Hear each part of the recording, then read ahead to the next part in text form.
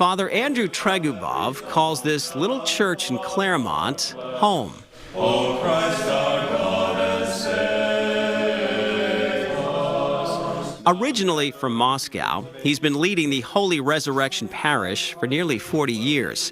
But when his duties for the church are complete each day, he retreats to his studio, where he uses his paintbrushes to bring Christian icons to life.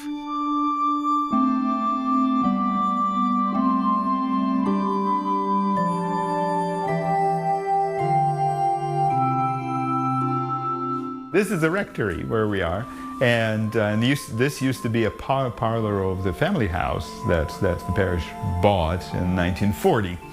And that was the office of the priest before me, and little by little I converted that to my workroom. So this is my studio. This is a part of the commission that I'm working on for the church in Palatine, Illinois, outside of Chicago. His works fill spaces of worship all over the country. But Father Andrew doesn't consider himself an artist. No, not really. I'm an iconographer. I don't know what it means, actually, or most people don't. But that's beside the point. I think that the goal of iconography is to make the living person of Christ and the saints present.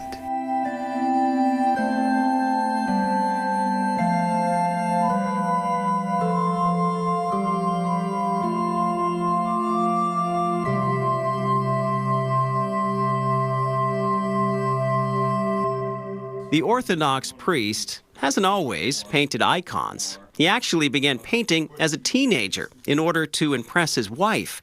It wasn't until he grew older that the ancient Christian art became his focus. I don't express myself. The icon is born with three active elements, just like a human being. What are the three agents in making an icon? One is an iconographer. The other is the church, because it is not original work. You can see that I look at many, many different models. And the third one, of course, is our Lord himself, or the person who is depicted. So when I attempt to paint his icon, he reveals himself. First of all, he reveals himself to me, but with me, to the whole church.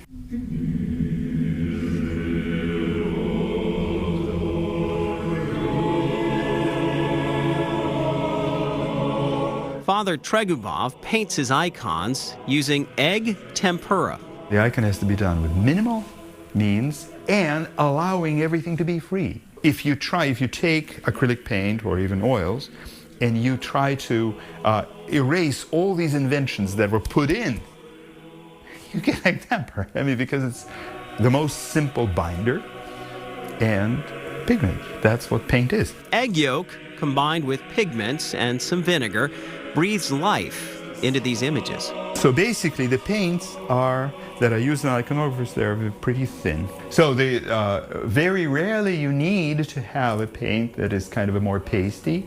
And the reason for that is very, very simple. The space of the icon has to be filled with light, has to be transparent. So any surface that is not transparent is an obstacle to light. The application is very thin, so it dries quickly, and you can go over it again. So you basically apply washes or semi-transparent paint and build the intensity. The whole point is to bring out that living presence of the person from inside. So it is all lit up from inside. His greatest expense, the brushes. Kolinsky is a type of a animal that lives in Siberia, and it's made from the tails of the male animals. So this is a very, very precious thing, and I go through them quite a lot. People think that the icons have to be done in one particular way. That's not true. My wife was actually an embroiderer, so she used the fiber art to create icons, which is also very ancient.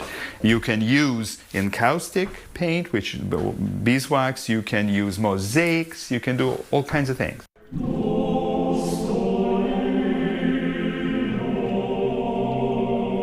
Many of the icons that welcome you into the Holy Resurrection Church are the work of Father Andrew.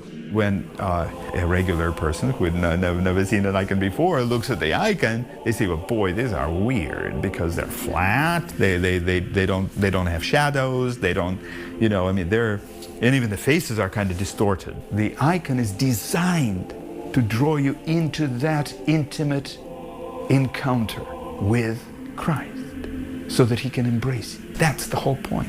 The halos.